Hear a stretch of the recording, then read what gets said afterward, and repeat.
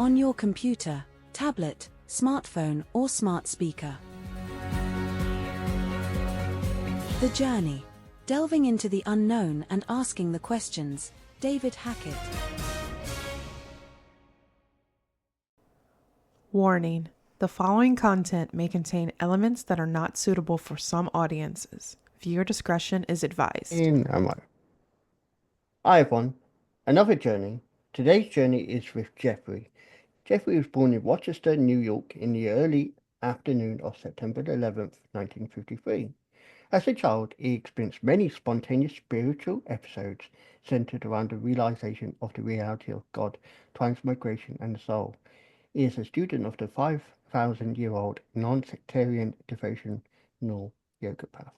I say no more because he has the stories, he tells us the stories. He's telling me before we recorded, and he thought I was recording, but we recorded now.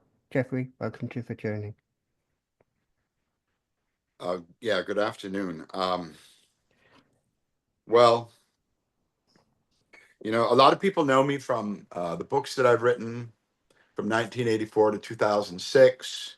They were published by the biggest publishers in the world. I made lots of money. Didn't handle that very well. And then when I was, I think, 56, I'm 71 now, I started making movies in earnest. I've made 48 of those. I own an audiobook publishing company. I've narrated almost 1,600 audiobooks. I do it every day. I was doing it this morning. We're making a show on Dracula.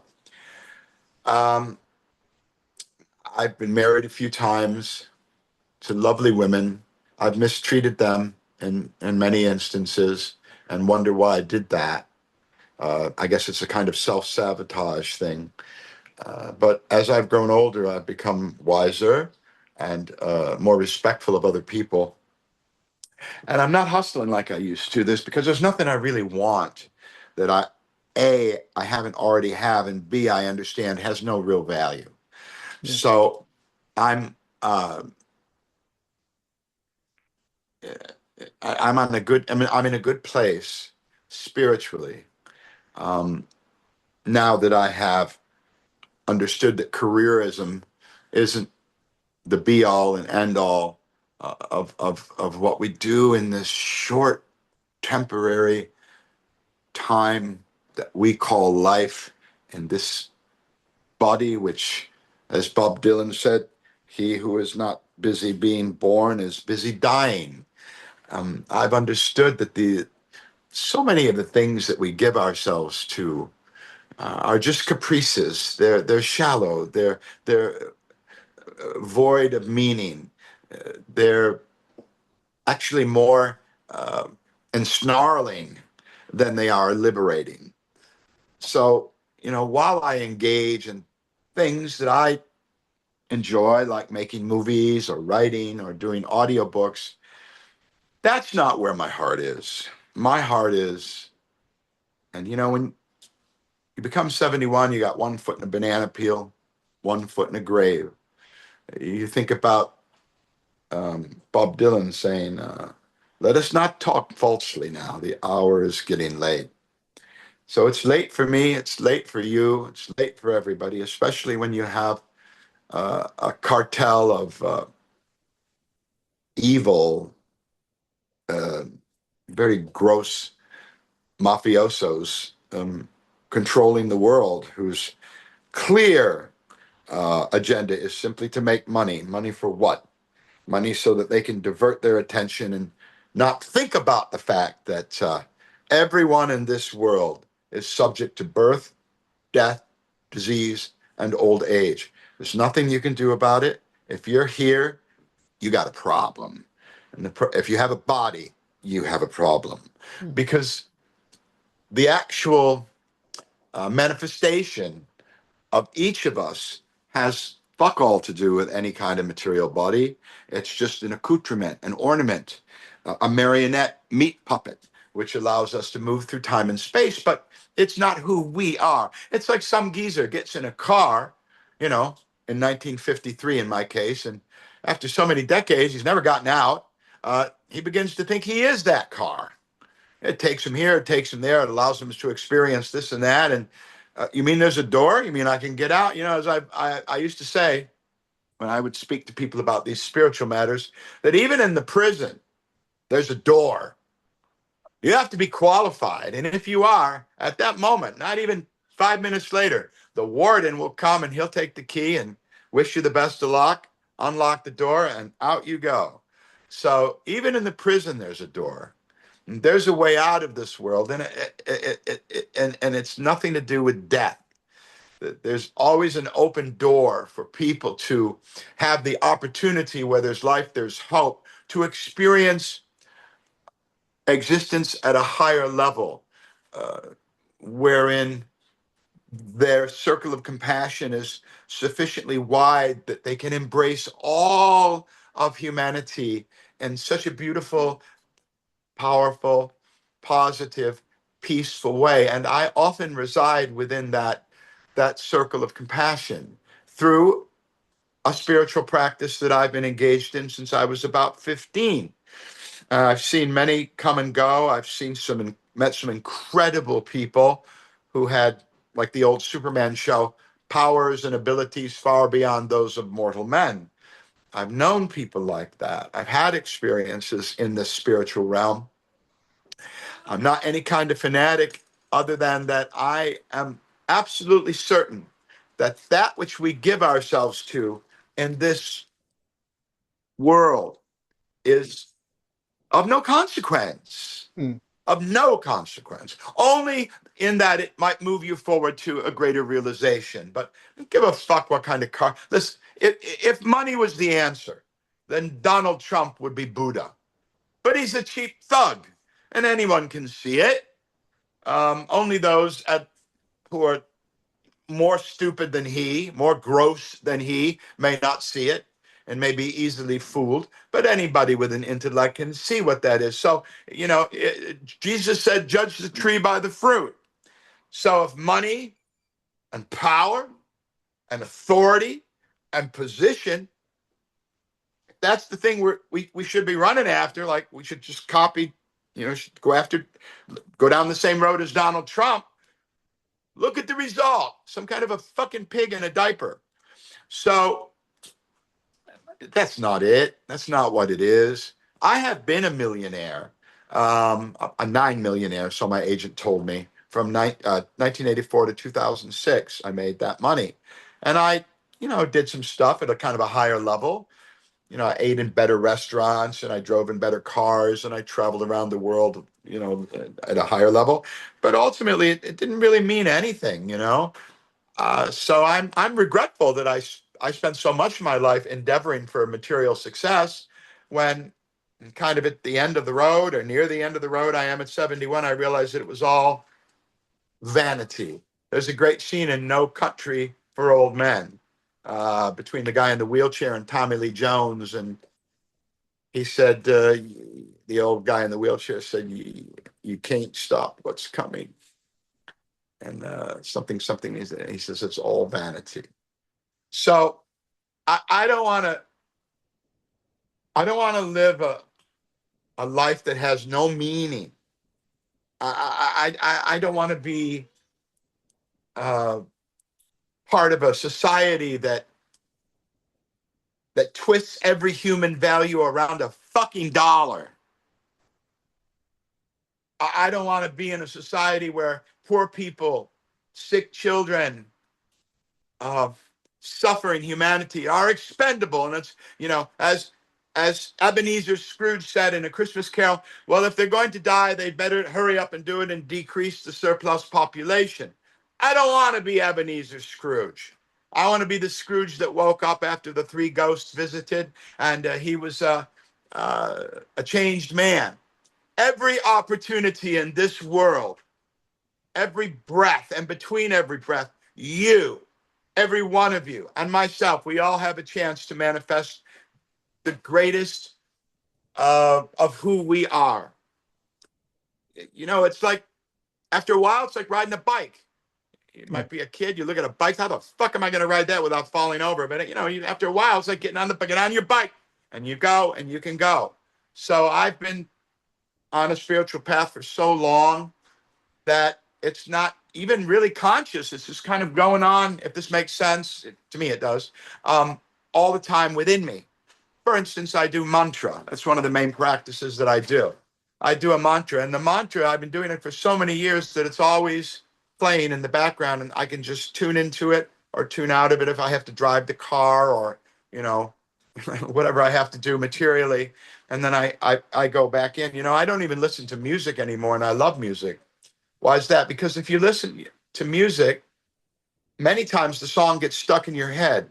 And the only song that I want stuck in my head is my mantra, because the mantra that I've been using for so many decades now has really liberated me in my thinking and in my relationships with other people.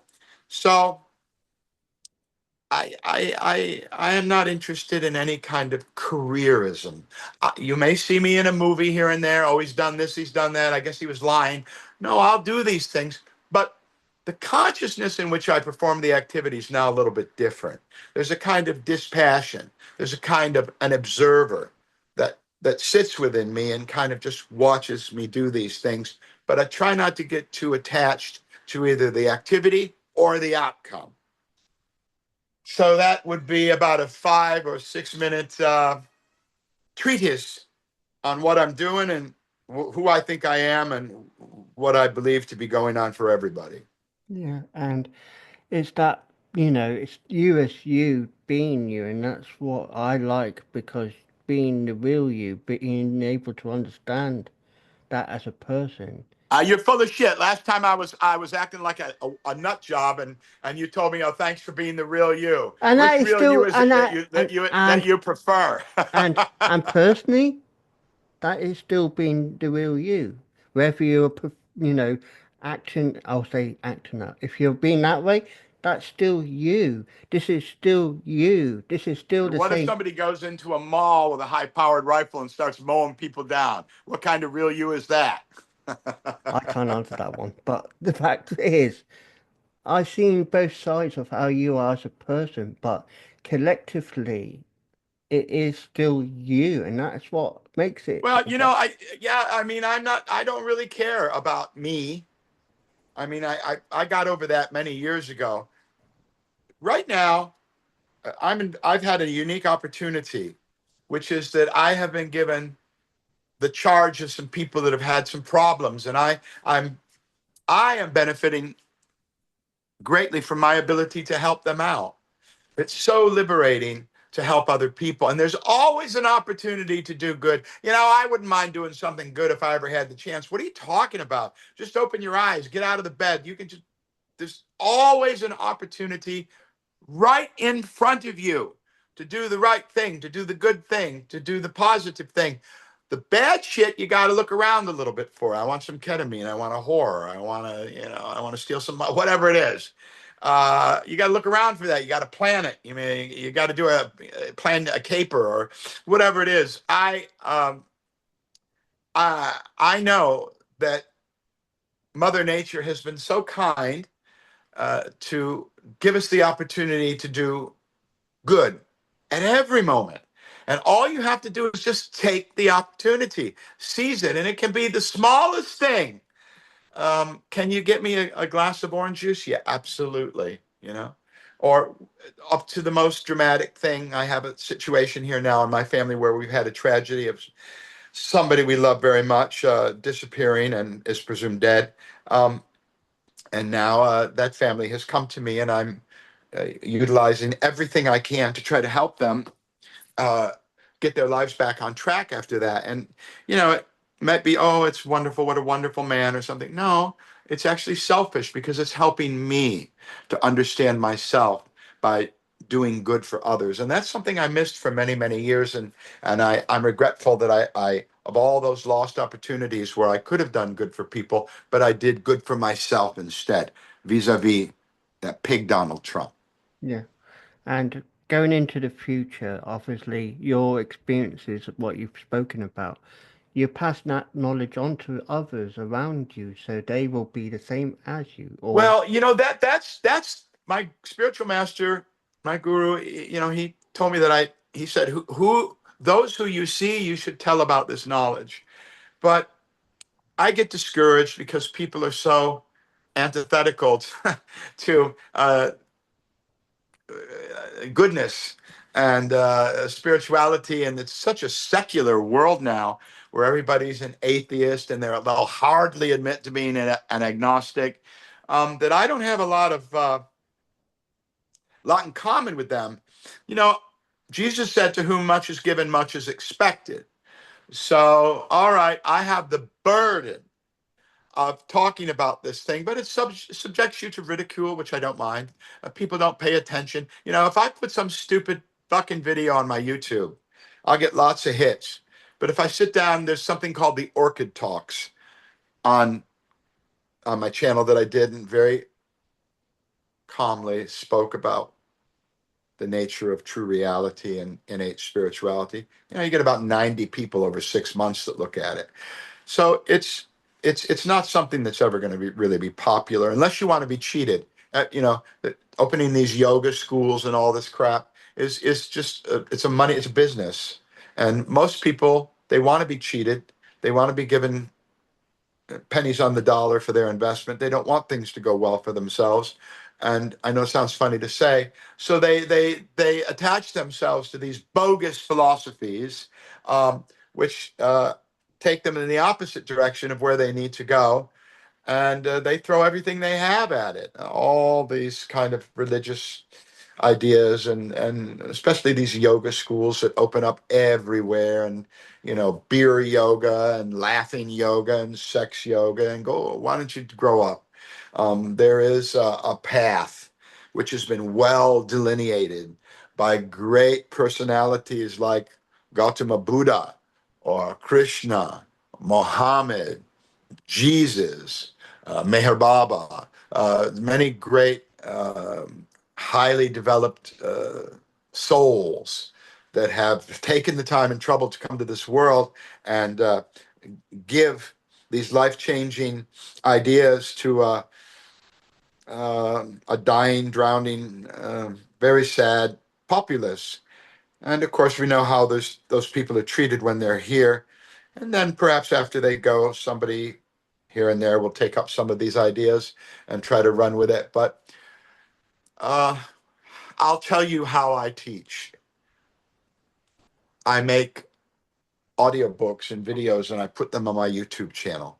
I used to go out and speak to people in a room, but why not use the technology which is available now?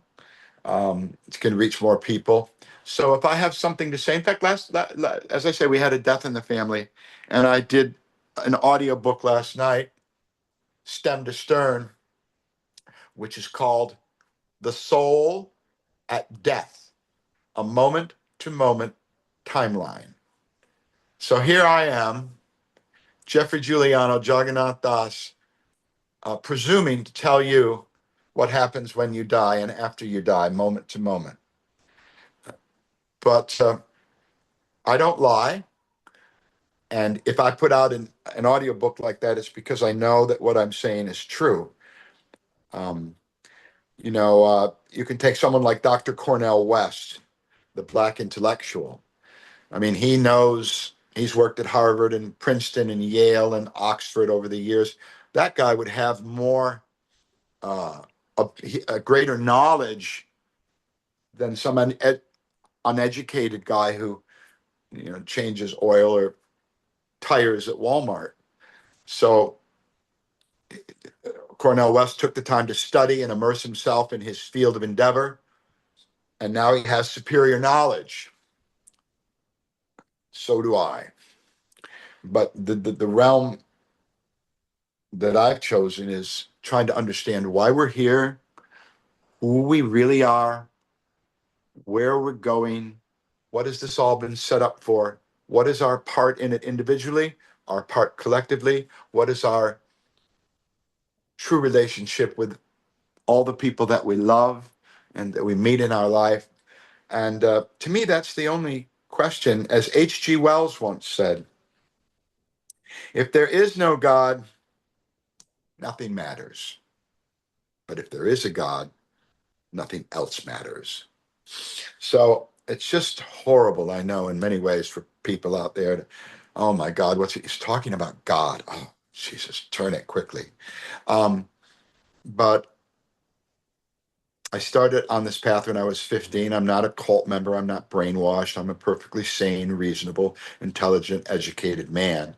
And I would not have stayed with this path if there wasn't incredible, indescribable, wonderful, positive results. And even less would I go on to the media and lie to people about it. I don't want anything from anybody. I'm not any kind of guru, not a teacher, nothing. But I have been blessed with the association of certain incredible souls that I've had a lot of intimate contact with, very highly evolved yogis living at my houses and stuff like that through various times in my life, and visiting very mystical places in India and so forth. And I am, just that. I'm a guy who's practiced devotional yoga for many, many years. And I've been happy enough with the result that I will take it to my grave, to my very last breath. And I'm just pompous enough that I think that I can help somebody else by speaking about it in public. There's many things, many corners of my life I would not speak to you about on this podcast. Many. Which I But respect. I'm very, very happy to speak to people about the innate spirituality within the heart of every living entity. Yeah. And so to end this podcast, what would you want to say to people now to help them in their spiritual journey moving forward? You must understand that you are not your material body, that you are a dynamic atomic soul of qualitative essence equal to God. You could say you're a spark of the fire, you're a drop of the ocean. The drop of the ocean has the same makeup as the ocean, it's just bigger. So we're tiny little spiritual sparks or drops from the ocean of God. And that is hidden to our common perception because we've associated for so long, in my case 71 years, with this material body which was rapidly falling apart, that it seems like imagination to think that such a thing could be true. It seems like the rantings of a madman or someone who's a drunkard or something. But we're too easy to dismiss the possibility that we are much greater and bigger and more beautiful than we experience on a moment-to-moment basis, and that I would just entreat and ask everybody to just take a look inside themselves, because there's so much more going on there than what you're wearing or what's on a fucking Netflix or what kind of potato chips or where we're going for dinner or the sexualization of women everywhere online. It embarrasses me that we raise our daughters to try to, not try to, that they go on and they shake around with their titties, and it's just I'm embarrassed for it. And I live in Thailand I live in a town where there's supposedly 10,000 prostitutes. So I've been there, I've done that, but I do feel badly when I see these young girls I'm getting off topic a little bit, on Facebook dancing around and what they're, okay, it's like, what else you got, honey? Okay, we know you have some tits, and we know you shake it, and what else you got for me? Is that what you're going to do? Is that your shtick? Is that what your manifestation here in this world? Is that? It could be something more than that. It should be something more than that. Who made you like this? Who gave you the idea that you need to sexualize yourself and shake around on social media? Who told you that was a good idea? Society did. A society that is run by people like Donald Trump. Judge the tree by the fruit. So we're living in a really low vibrational society. Sorry to use these new age buzzwords, but just to communicate. It's very difficult to talk about these things in the English language. It's more of a transmission heart to heart than some kind of thing you can talk about. Like, well, to get to Walmart, you go down here, it's 2 blocks, you turn right, and it's very difficult to even try to wrap your head and your tongue around talking about such high subjects. But maybe you can't see God. Maybe you can't sense your own divinity, but you can see the opposite. You can see what happens if you just go down the worldly path. You can see just Donald Trump and those pigs there and what they're trying to do. And let's see, Department of Education, nah, don't need that. Food stamps, oh no, God forbid. We need tax cuts for us. We need spending the money on that. Social Security for old folks, nope. Housing for the poor, nope. Look, I mean, what more of a definition of pure evil do you want than these people? You know, the government is supposed to take care of the populace. They're not themselves. They're not elected to make life better for themselves. They're public servants who are there to serve the public and make life better for everybody. But instead, they pit us against each other if you're stupid enough to fall for that garbage. And I hate you because you have more melatonin or what, I'm not sure what it's called, in your skin, so you're a little bit darker. And you come from this place? Oh, that place is no good. I'm from over here where it's great. It's called ethnocentrism, where you plop out of mommy's vagina is then who the place that you identify with as being somehow wonderful. The Palestinians, I suppose, think that's wonderful, and people in Warsaw think that that's wonderful. So then you get this whole nonsense of patriotism. What the fuck does that mean? Patriotism for what? For a world that just a very short time ago didn't even have the delineation of countries. As John Lennon said, imagine no countries. But you get some guys with some guns and they go, all right, this is the line here. This shit is mine. And you stay over there. So everybody knows what time it is and how the world is going to hell in a handbasket, as my mother used to say. You cannot describe the cartel of low-class, unintelligent mafia thugs in Washington as anything but that. Oh, they're lovely people, you know. They just want to help. They want to look out for everybody. Isn't it wonderful how? Come on. And you throw away Kamala Harris for this fucking guy? All right. Well, okay. Now let's. You get what you want in this world. You know, I was a little kid who wanted to be in movies. Hey, I've been in movies. You know, I'm a kid that wanted to meet the Beatles. Fuck do you do that? I met the Beatles. You know, so be careful what you wish for.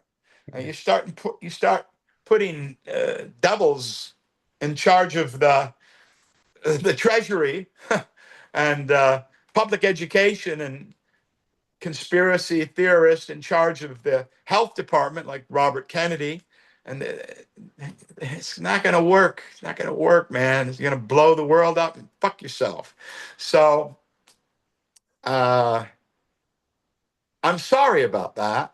But like, if you want to know, if you're interested in judging the quality of our society, just look at the people that we elect in office. I mean, we took a vote by consensus, and this is what we want. All right, you got it.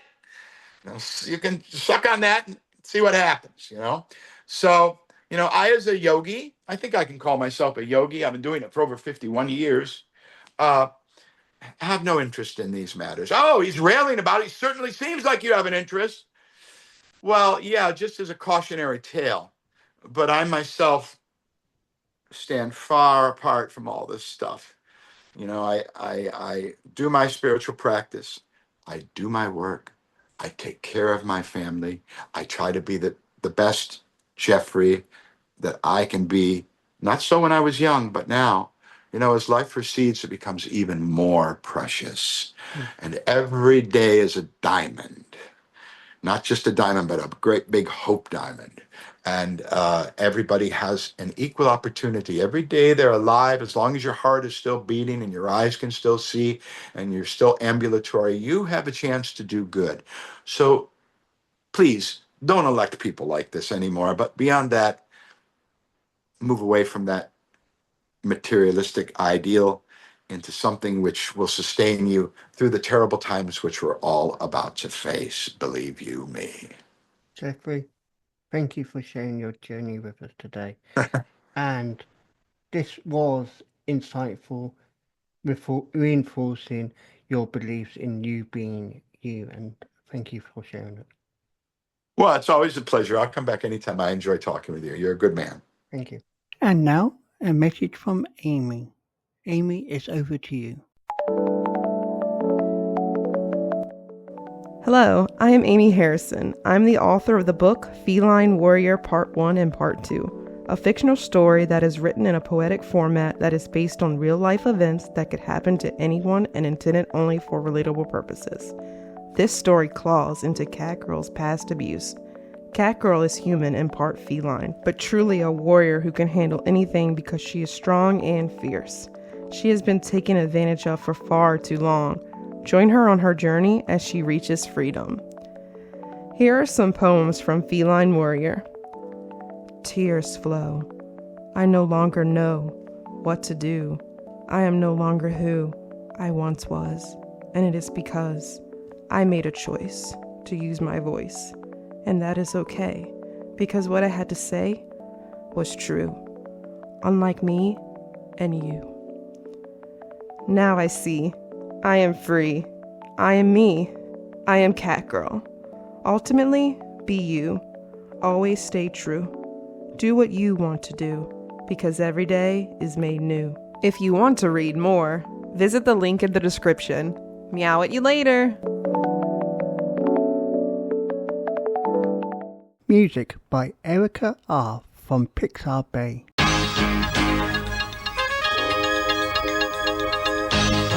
The Journey podcast explores stories of personal growth, challenges, and life-changing moments. Each episode dives into unique experiences, offering insights and inspiration for listeners navigating their own paths. I believe everyone has a story worth sharing. If you'd like to share your journey with David and others, email your story to wisewords1983@reborn.com, and it may be featured in a future episode.